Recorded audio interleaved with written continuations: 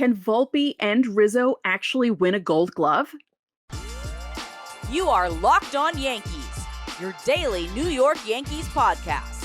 Part of the Locked On Podcast Network, your team every day.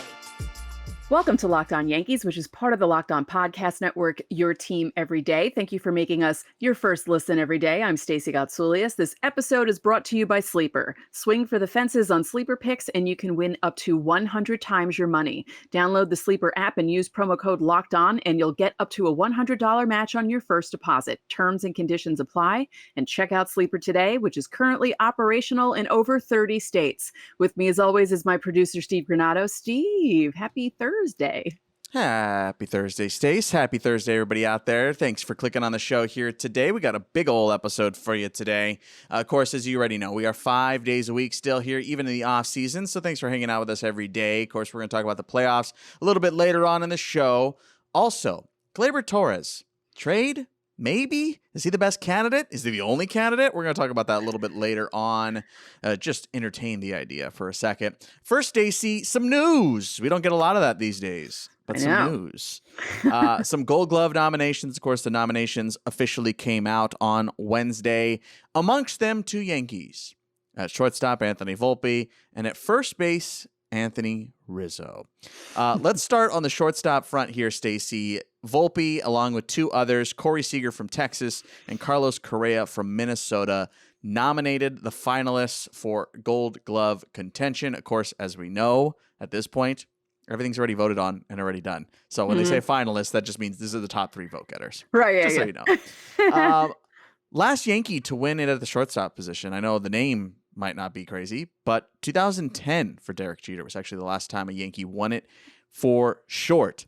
Stace, your thoughts on Volpe's candidacy before we dive into the numbers? I mean, good for him.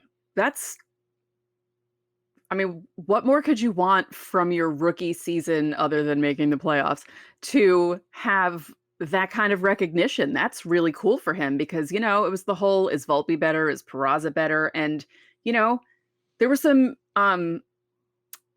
minimal mistakes, really. Like, I don't really have a problem with the way he played shortstop at all. I was really comfortable watching him play shortstop. It was a much needed breather after 2022. So it was really, I'm happy for him. This is really cool. Of course, shortstop is a big deal. Like that is, I don't know, like this doesn't mean anything, but is shortstop the coolest position? Maybe like, is it like the cool position? It's what every kid wants to play, right? Right. Cause you're position. the patrolman of the whole field, really. Cause like the other guys kind of have to stay closer to their positions where you're just kind of roaming there. You know what I mean? And yeah, you don't have a base to patrol usually, with the shift when we used to have that stuff you did. But yeah, like most guys I knew growing up always wanted to be a shortstop. That's all they mentioned. And to be alongside guys like Seager and Correa, that's legit. Like that is serious name recognition. Like that's not, oh, there's two rookies in there. It's like, no, like to immediately join the league and immediately be a part of that trio is a big, big deal. Stacey, some numbers in his favor, some numbers not in his favor when you look at some of the surface level and some of the deeper analytics. Eye test, we know Volpe's made a couple of really, really dazzling plays this season. But I think amongst the most of this year is 157 games played at the shortstop position, 150 starts. That's more than both Seager and Correa. Correa had 135 games played. Corey Seager only played 112. So that's massively, massively in his favor. Not in his favor, 17 errors, which is the most of both of them, actually more than both of them combined. Seager had 8, Correa had 6 this year. Volpe also had the lowest fielding percentage at .970. He did, however, have the highest defensive runs saved, which it isn't even close. Corey Seager had 5. Carlos Correa was actually negative in defensive runs saved with -3. Anthony Volpe had 16 defensive runs saved, and he was in the middle when it comes to UZR or ultimate zone rating, which takes in a multitude of factors. It's a deeper analytical number trying to put a perfect number on how much impact a defensive player makes. Volpe 2.9, Corey Seager the highest at 4.8, Carlos Correa at -1.7. So again, the games played super in his favor, and the defensive runs saved, that is massive. That's big time impact in the middle of the infield. Yeah, those are really good numbers. I'm kind of surprised about Correa having those two numbers be minus with his Yeah. fielding percentage being 987, but I try to understand defensive stats and I don't at all. So I They're very understand deep. fielding percentage, but yes, like the rest of them, I'm just kind of like, sure, cool. Those seem They're like good very numbers. deep. Yeah. So when you're looking at like ultimate zone rating, that's trying to account for things like arm strength and your range and things like that.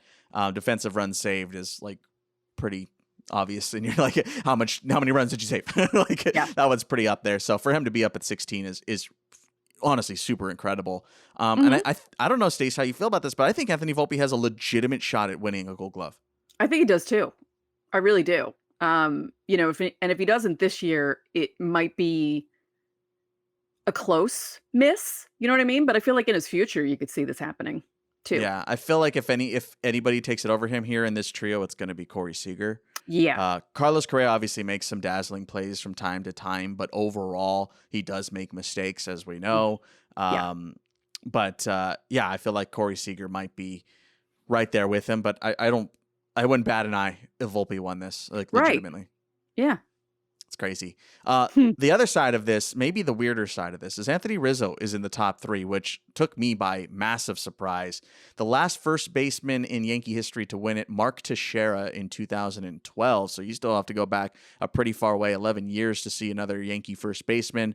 The other nominees, Nate Lowe from Texas, Ryan Mountcastle from Baltimore. Stacey, Rizzo only played 92 games this year, which weirdly enough in this trio is not the lowest. I know. Ryan Mountcastle actually played 90 games this year at first place. So I don't know. How shocked were you to see Rizzo on this list? I was pretty shocked because I was thinking about the games played, but then I remembered back to, was it 1998 when Rafael Palmeiro only played 28 games at first base and he beat out Tino Martinez for the Gold Glove. So anything is possible with that Yeah, award. totally. To run down the numbers again, Rizzo's 92 games played is the second lowest. He made 4 errors this season. He had 3 defensive runs saved. Of course, first baseman's not going to save as many and is not going to have as much an impact as a shortstop would, so temper your expectations with these numbers. So 3 defensive runs saved, a negative 1.8 UZR. Comparison to the guys that are on this list, Lowe played the most in the American League at first base. He played 161 games. He was 1 shy of being the major league record holder this year behind Matt Olson, and Freddie Freeman also had 161. Matt Olson played all 162 this year. 3 errors for Lowe, 998 fielding percentage, 3 defensive runs saved, a 0.5 UZR. And Ryan Mountcastle, as we mentioned, just 90 games played this year, 2 errors, a 997 fielding percentage, 2 defensive runs saved, and a 1.7 UZR. I know that's a lot of numbers to just throw at you.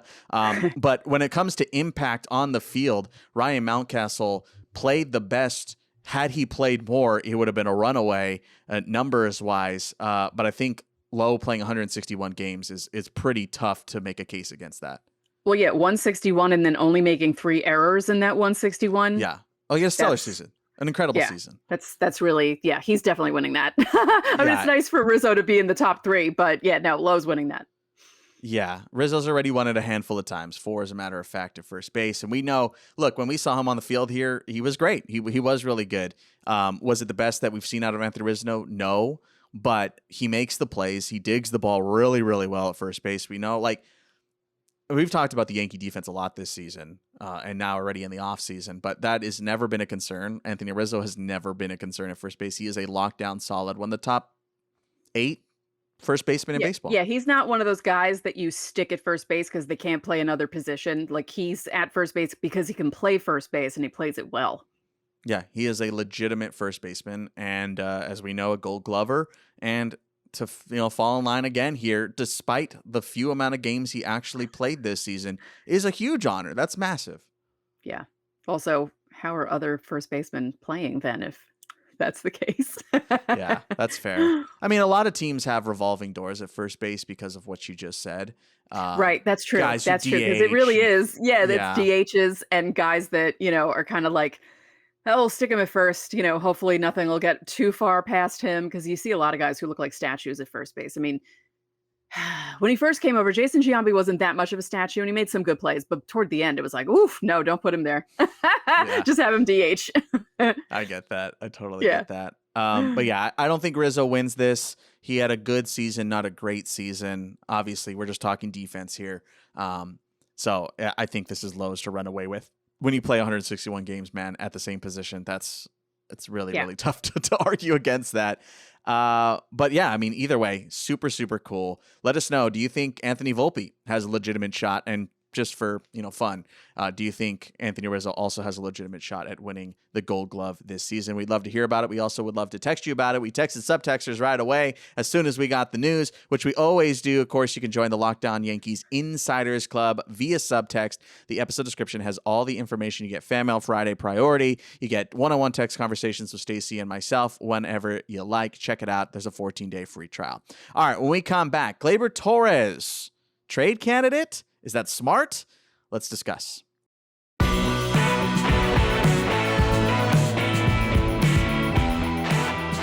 The MLB playoffs are underway, which means now is your chance to get 100 times your cash on daily fantasy baseball. Baseball has never been more exciting than it is now, with the ALCS and the NLCS proving that October baseball is the absolute best time to be a sports fan.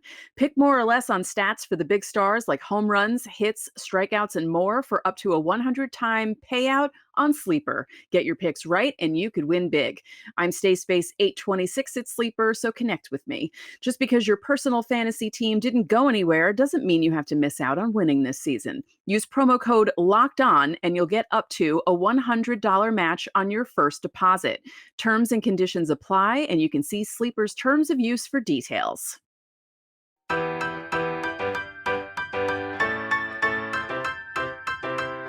Back here on Locked On Yankees. Hey, everydayers out there, you guys already know tomorrow's episode is a Fan Mail Friday, our second off-season edition. And I've been looking at the questions here, Stace, this week. I think we've got some good ones. We've got some subtexters as well. And I think we're going to have a nice little Fan Mail Friday episode tomorrow. So it's going to be pretty fun.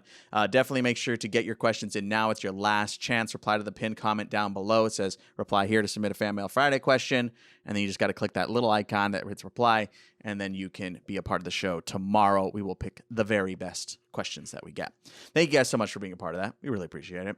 All right, Stacey, Brian Hoke of MLB.com, beat writer for the Yankees, had brought up the idea-ish that Gleyber Torres could be traded this offseason.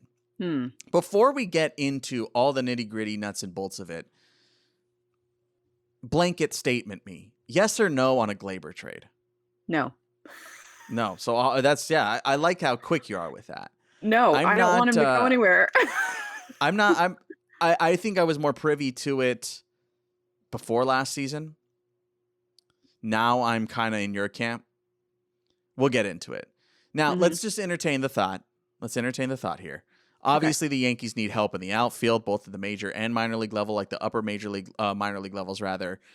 They might need a little rotation help, and they could maybe use some bullpen help potentially. Just a little bit, not a ton. I think if there were a Gleyber trade would entertain maybe a small bullpen piece as a part of some sort of package.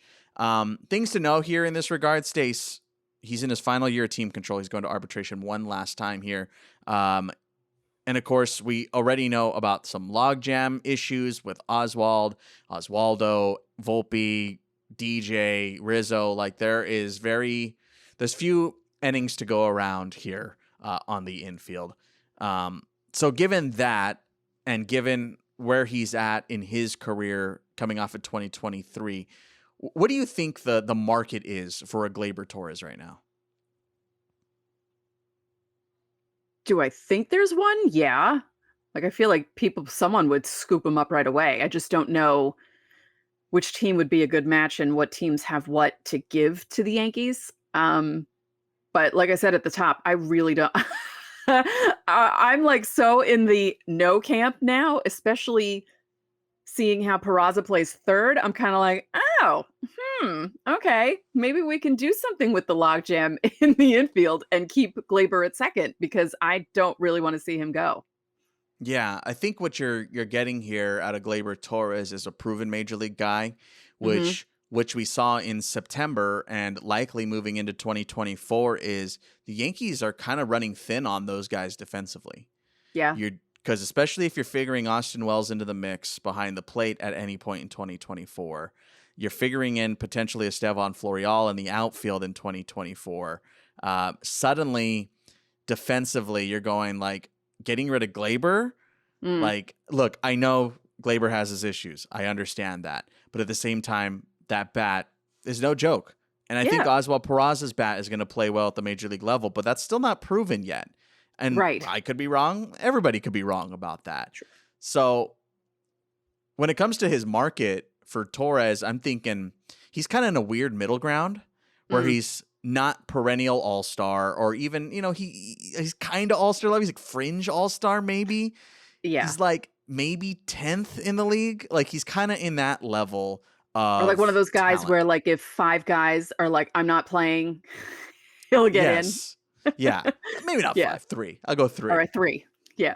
But yeah, and like, look, I think his stock is the second highest probably of his career after his 2019 campaign. Sure.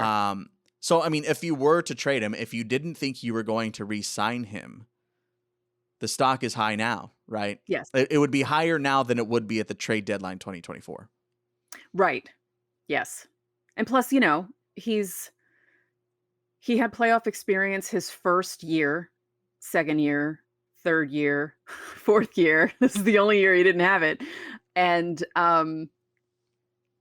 he played for the Yankees. Like it's not easy playing for the Yankees and coming up and playing for them. So he has that going for him too. Like he does pretty well under pressure. I mean, yeah, he does make some boneheaded mistakes on the bases and sometimes in the field, but overall, he's a pretty good player, and any team would be better off having him at second base, I feel like. I do too. And when you're thinking about this offseason in particular, the 2023-2024 offseason, you're going, okay, free agency, not great. If you're looking to upgrade bat-wise or whatever-wise, let's just say upgrade period. You don't have the greatest pool of free agents to choose from. So what's the next thing you can do to upgrade your team? Trade. And when you're looking at the Yankees roster in particular, they don't have a whole bunch of major league trade pieces. They have more on the minor league side. And if it's not him, it's kind of Clay Holmes as being like the only other guy that gives you upside, another last year of arbitration guy that gives you legitimate leeway in the trade market. But of course, a potential closer setup guy is not going to garner as much attention as a second baseman is. So, of course, Gleyber and the trade rumors that have been surrounding him for a while now it makes sense. If there's any guy that it makes sense to trade and you're trying to get something back, it might be Gleyber. Yeah. Yeah. I know it makes sense. I'm just the Yankee fan part of me, aside from the podcast host, realist person who kind of knows how things work. I really don't want to see him go. Oh, I don't disagree with you. Again, I'm in your camp too. I like Gleyber. I think he's a solid second baseman. I think you can do a whole lot worse at second base. But I think what we kind of have to throw in here too, Stacey, is a couple other questions. Like, are the Yankees trying to compete in 2024? Right. I don't know, because we're still getting some mixed signaling. Like, do you get the feeling that the Yankees are trying to compete next year at a legitimate level? Yeah, or are they more like 2022 Dodgers or 2023 Dodgers where like, yes, I know they won 100 games, but like they didn't buy all in on the 2022 team or 23 team. Right. Sorry. Yeah. It kind of feels similar to that. Yeah. It feels like it almost feels like they're hoping that they're going to luck themselves into a lot of wins, that guys won't get injured and this won't happen and this won't happen. And it won't be the same as 2023 and maybe 2024 will be better. I mean, I guess it's a wait and see kind of thing, but yeah, there's a lot of mixed messaging coming from them. And it doesn't help that, MLB kind of puts the kibosh on things. Like they don't want teams to really do anything during the playoffs, like teams that aren't in the playoffs. You don't want them to make headlines while the playoffs are going on because you want your attention on that. And I feel like we're not going to know anything about what the Yankees are doing until second week in November.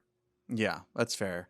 I think the other thing we need to have a legitimate conversation about potentially in the future, we don't have a whole ton of time here today, but how much do the Yankees believe in the young guys?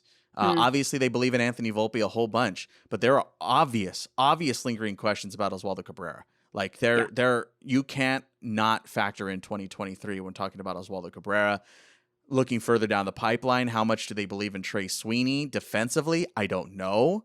And we're kind of mixed right now on where they figure Oswald Peraza into the mix here. So I don't know. It's very confusing where the Yankees feel they're at, because if they're not believing in 2024 and you don't think you're going to resign him, and you think that Peraza and Volpe and potentially Cabrera Sweeney are your future, then yeah, Gleyber's gone, right? Clearly, right? And it obviously boils down to resignability. Like, how much do they think Gleyber wants to stay? That's huge. That's a massive part of it, because if he's not going to stay, then get something for it. Right. I feel like he'd want to, though. Yeah, I feel like he's happy. He seems happy in New York. Obviously, I don't know the guy personally, but he seems happy. Yeah.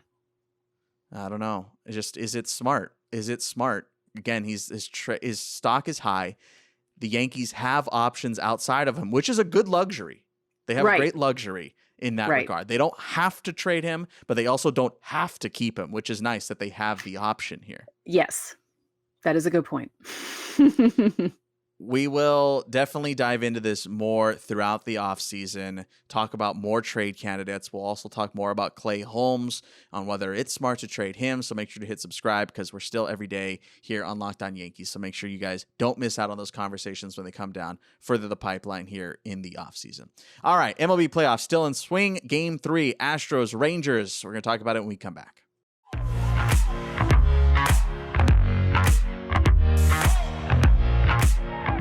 Everyone should be ready to care for themselves and their loved ones, no matter the circumstances. That's why Jace Medical offers the Jace Case. What's a Jace Case? A Jace Case provides 5 life-saving antibiotics for emergency use, created by doctors for you. They handle everything from the online evaluation to licensed pharmacy medication delivery and ongoing consultation and care. Jace Medical makes sure that you have the medication in hand whenever you need it. Jace Medical now offers customizability for your Jace Case with dozens of add-on medications. Choose the medications that best fit you and your family's unique needs. They even offer gift cards. With the holidays rapidly approaching, buy a gift card for family or your loved ones so that they can get a Jace Case of their own. And of course, grab one for yourself while you're there. Don't get caught unprepared. Go to jacemedical.com and enter code LOCKEDON at checkout for a $20 discount on your order. That's promo code LOCKEDON at jasemedical.com.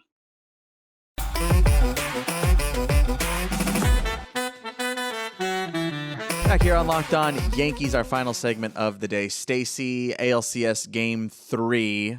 I know it didn't go the way you wanted to, 8-5 final in favor of the Rangers. So I know you're not super stoked that it's not 3-0 Rangers. Yeah, I had a feeling. Houston's better on the road for some reason. Yeah, I know. You took that right out of my mouth, because I was going to say, hey, yesterday you literally said, like, hey, Houston plays better on the road, and they came out swinging last night. Yeah, they did. Yeah. I'm not surprised. I didn't think they were going to go quietly if they did lose. I figured this was going to be a hard-fought series, even with the 2-0 lead that the Rangers took, because the Astros are annoying. We all know that, and they're not just going to go down quietly. Yeah. So here's something. So I sent out a text to our Locked On Yankees Insiders Club, right, before the game, and I said, hey, Game 3 tonight, you guys thinking it's going to be 3-0? Like, what are you guys feeling? And we got this text from Ruben, one of our longtime subscribers. I asked, do you think the Rangers are going to take a 3-0 lead? Nailed it on the head. Ruben said, no. Javier is hot right now, and Mad Max is rusty. Hope I'm wrong, but Astros win. Nailed it. Mm-hmm. Like, so that kind of got me thinking here, Stacey. Let's say Texas moves on. They go to the World Series. Okay. Is Max Scherzer a part of that roster? He shouldn't be starting. I don't think he should be starting, because it feels like an automatic loss at this point, or at least an automatic putting them in a hole kind of situation. Maybe not. Maybe the team could come back from it, but you don't want that in the playoffs. You don't need that in the playoffs. It's bad. No, I wouldn't do it. It seems insane to not have Max Scherzer on your roster if you made it to the World Series, right? Like, I know, but it doesn't feel like if you take the name out of it, if you change his name to John Scherzer, then you're not thinking anything. You're like, yeah, no, he didn't perform. Yeah. And look, maybe it's not fair, Hmm. but like you're trying to win a World Series, so like Life who isn't cares about fair. fair? Yeah, like, but at the Honestly, same life time, isn't fair. at the same time, Max has been there, man. Like he has Right. been there a lot, and he knows how to win. And like Right. he's also the type of guy that like if he wasn't starting, if he was used in a bullpen relief role, coming to get 3 outs type of role, I feel like he'd be like, yeah, whatever, I'll do whatever it takes. Right. I was going to say, I think he should be on the roster. I just don't think he should start. I think maybe do that sort of a situation where he just comes out and like, lets it all go for an inning, because he is, they call him Mad Max for a reason. And I feel like that might actually be Yeah. a better situation for him. But I feel like the starting thing, no, you're trying to win games, and winning games in the playoffs is a premium. You have to win as many games as soon as you possibly can, because you don't want these series to go for too long, because it gives the other team an advantage if you're ahead and then they come back and make it something. So yeah, I feel like So yes, he should be on the roster, but not starting. of course, we're obviously getting ahead of ourselves talking World Series here, but does Max pitch again here in this series if it goes long enough? I don't think they should, but he probably will. I don't know. I feel like it's the whole name thing. Like you said, if he was John Scherzer, no, but he's Max Scherzer. He has World Series experience. He's been playing forever. And it's the default to kind of rely on a guy like that, even if he's not performing up to his standards. So I feel like in this series, you might see him again. But if he has another iffy performance, but maybe Texas pulls it out and wins, they might not be so quick to start him in the World Series. If they Well, make some it. math. We got to do some math on it here. So Wednesday, game 3, game 4, Thursday, Friday, straight to it in Texas. That's 3 days, 4. So he could pitch game 6. Would be 5th day. Would be game 6, or would you let him go game 7 if need be? I mean, Ooh. it's always all hands on deck game 7. Yeah. Ooh. But to start it, I don't know. I mean, everybody's leash in a do or die. Either way, I mean, they could be down 3-2 by the time they get to game 6. True. So yeah, I mean, it is a conundrum. It's one that you hope you don't have to get to if you're Texas. Right. You're going like, do we trust Max Scherzer in this situation? Which again is insane to say, because you should trust Max Scherzer. That's why you traded for Max Scherzer. Right. But yeah, it's a conundrum, man. How much stock do you put into a couple innings versus an entire career? Right. It's That's tough, really dude. tough. This ain't easy, man. It's not easy to get to a World Series. Yeah. See, it's not if you're that having easy to make a being decision manager, between is it? No, not at all. If you're having to make a decision between no Max Scherzer or Max Scherzer, like I think that goes to show you how tough that is. Yeah. Yeah. I'm not envying Bochy right now at all. No, Mm-mm. no, or the entire department that makes those decisions too. Like everybody's going into it going like, I mean, every number in the world save for these 10, whatever these X amount of starts say, do it. Again, I think you might end up seeing him, if it's not starter, it's this first out of the pen. Right. Or it's, starter with extremely short leash. Yeah. I mean, at this point, do you trust Andrew Heaney more than you trust Max Scherzer? No, I don't. I don't think so either. No. But I hope they don't have to come Max to that Scherzer. decision. Like 9 times out of 10, I'm going to Max Scherzer. Yeah. Yeah. But again, I keep short leash. Mm-hmm. We'll see. I mean, hopefully, for their sake, it doesn't get to that point. But I mean, it either gets to that point in this series or it gets to that point in the World Series. So a decision will have to be made at some point whether he's going to start a relief. And yeah, again, I feel like Max would take that pretty, like, whatever, let's go. Like, he doesn't care. Yeah, he feels like he's one of those guys who would definitely be like, whatever I can do to help the team. Yeah. Game 4 tonight, and then Game 3 Phil's D-backs tonight as well, 5:00 Eastern. So back to both games, and I don't know, man. I'm way more into this Phillies D-back series, so I'm not going to lie to you. Yeah, it's more exciting, and it's just fun watching the Phillies team and their fans, and it's just such an electric atmosphere, and knowing what they're going into at Chase Field. Also, Diamondback fans are hungry for this sort of thing because as good as they were in the beginning of the season, it looked like they were going to completely blow everything and not make the playoffs. And then they did. And now they're here where they are. And yeah, so it's going to be really cool. Let us know in the comment section how you're feeling about the postseason so far, of course, as well as with everything we talked about here today. And let me know. Max Scherzer start again here in the ALCS? If it gets to that point, game 6 or 7, do you let him start? I want to see what people are saying about that. I'm very curious about it. Of course, don't forget, tomorrow, Fan Mail Friday. Drop your questions down below while you're in that comment section as well. We'd love to have you be a part of the episode tomorrow. So make sure you subscribe and you won't miss it. And that's going to do it for today's Locked On Yankees. I'm Steve Granado. And I'm Stacey Gotsoulias. We'll see you tomorrow.